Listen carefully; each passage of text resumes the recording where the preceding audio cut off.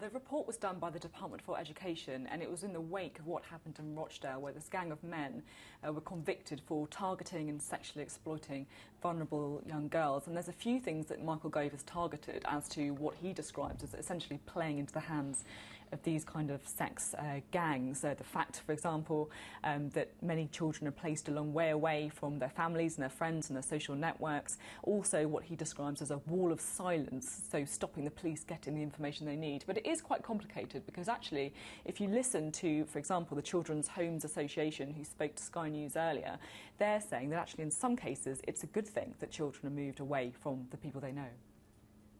Not all children can be placed locally. If children are to access their specialisms or for safety or for choice reasons, they may need to be placed outside of their local authority. What we need is a strategy of all local authorities knowing the needs of their children, so we do know which children need to be local, which need to be regional and which to be national. Now, in the government proposal at the moment, there is nothing to suggest that that sort of important strategy work is to be taken forward by local authorities.